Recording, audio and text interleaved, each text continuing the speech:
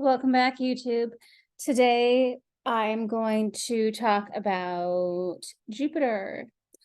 So Jupiter is actually not like a personal planet. It's not an outer planet. It's what's known as a social planet. It's in between Saturn as well. These are the social planets. And Jupiter actually changes signs. And houses roughly like once a year. Okay, Jupiter is one that takes 12 years to go around your chart. A Jupiter return is roughly every 12 years.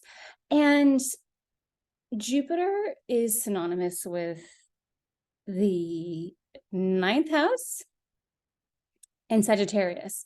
Now, before scientists discovered Neptune, it was synonymous with Pisces. But I feel like Neptune does a much better job representing Pisces, and Jupiter just does a fabulous job at representing Sagittarius. Jupiter is our belief system. It's more or less because Jupiter represents things like education, teaching, learning, publishing, the higher institutions, formal education, right? And so it also represents like the law. A lot of people with a strong relationship to Jupiter or Sag tend to practice law. And just the convictions of universal truths. So not to confuse like Aries honesty, because that's a little different. That's a little bit more subjective.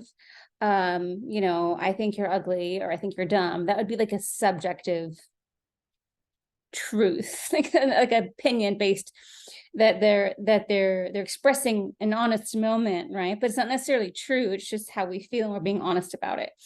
Whereas Sag and Jupiter represents more universal truths, more objective truths, and philosophy. So again, like our belief systems and really what colors those belief systems. Obviously, if I was raised in Japan, my belief system would be radically different than if I was raised in Saudi Arabia versus Namibia versus United States. So this is what's so incredible about the different flavors and colors of the world, is that we can have different beliefs that really kind of run the show.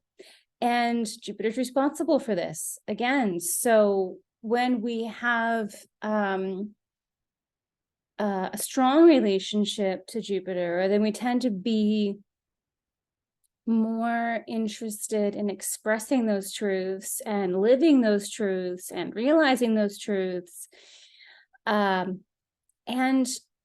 if it's in relation to something that is not aspecting Jupiter well, then there might be some blockages around our belief systems. We don't really know what we believe, and those universal truths that might feel so core to others might elude us instead. So Jupiter is the planet responsible for that. Now, the other part of Jupiter is that people in the astrology community really seem to think of Jupiter as like Santa Claus, like, oh, Jupiter's coming around, my life's going to get better in that area. And the thing about Jupiter is, to me, Jupiter is like a trine, whereas like Saturn would be a square. Like, because a square is going to force you to look at something and take action on it, whereas a trine is going to be like, hey, here's an opportunity, do you want it? But like the opportunities don't really show up as like in your face and something to deal with. They show up as ideas typically. And that's the thing about a trine. It doesn't usually show up as like this, you got to deal with this, here's a bill, you got to pay it. It's more like, have you ever thought about writing a book? It just shows up as an idea. And Jupiter is very similar in that regard. Jupiter doesn't push us to do anything. Jupiter just expands the opportunity based on what you've already built or created. And so I really want to make that distinction, because people really think that, oh, Jupiter just gives. No, Jupiter is really about good fortune and luck, given that your ducks are already in a row. If your ducks are already in a row, when Jupiter comes along, there will be, again, our mind, our thought processes in terms of our beliefs, like opportunity. We're going to be more inclined to think in terms of opportunity and pull those experiences in with Jupiter around. But if our lives are a mess and nothing is in order, there's really nothing to create from. So Jupiter is definitely one that can assist a situation, but it doesn't force you to build.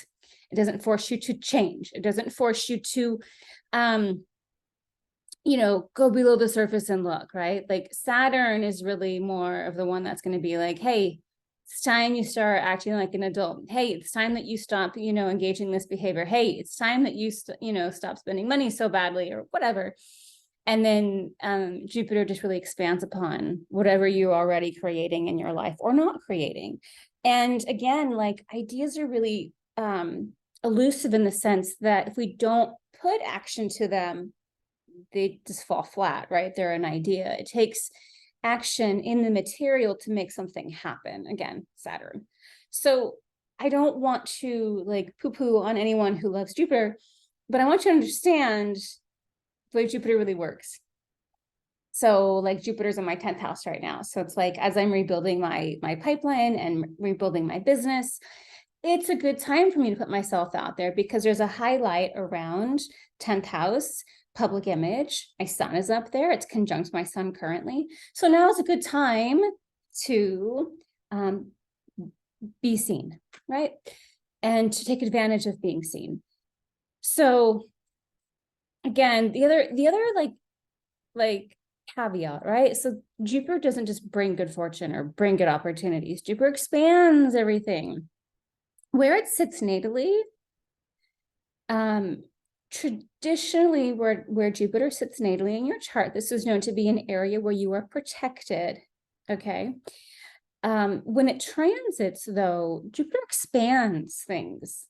So like, think of excess. Like if Jupiter's in your second house of money, you might not just be making a lot of money, you could be spending a lot of money. If Jupiter's in your first house, you need to watch your diet so you don't, expand your waistline, right?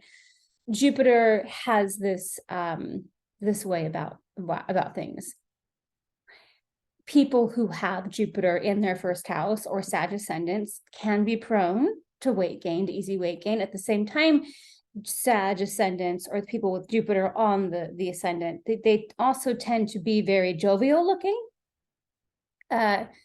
These people tend to look radically young for their age. I've noticed that being a trend. And so again, like Jupiter has its blessings and its benefits, but Jupiter can also expand things in a bad way. If we're struggling with depression, and Jupiter goes through our 4th or 8th or 12th house. I can build on that, So it's not that Jupiter's a benefic, it's great, right? But it's not that Jupiter just hands out candy wherever it goes. It really expands upon what's already there and what you're already doing. So again, I just want to clarify that. And then the other thing is I've also heard astrologers say, and I watched this carefully, but like supposedly when Jupiter enters a house, while it's in that house, it tends to kind of create a buffer. So even if you like expand your waistline, you're not going to get any like nasty PR during that time if it's in your first house, right? Like it can really help to be a protective energy.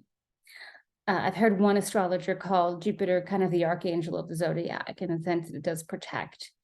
So it represents in the tarot, it's the scales of justice, it's fairness, it's all those things. Again, the law and the capacity for diplomacy, among all the other things I've described. So Jupiter is one where personally, I don't feel a strong relationship to Jupiter when it's kind of bouncing around my chart. I don't really notice it. It's only when Jupiter starts talking to another planet in my chart or is being talked to that I start to feel, oh, okay, there's something going on. So I hope that was helpful. And I hope that kinds of helped clarify some of the stereotypes around Jupiter. Yeah, Jupiter's great, but again, you have to already be showing up and doing the work for Jupiter to expand upon those blessings. And otherwise it can fall flat. It's just a nice idea. So anyway, that's Jupiter. And again, as always, if you want to dive into your personal horoscope and really figure out your relationship to Jupiter, let me know. I should probably also mention that when Jupiter is conjunct another point on the chart, it amplifies it. Or if it's obviously square or in opposition or trine, like anytime there's a Jupiter relationship to another point on the chart, kind of amplifies that. So just something to be aware of. If you have Jupiter conjunct Uranus, you know, you're incredibly insightful. If you have Jupiter, like I do, in opposition to the moon, then my capacity to feel is amplified. So yeah, final thought there. But anyway, feel free to reach out if you'd like a horoscope reading. And that's all for now, guys. Have a good one. Bye.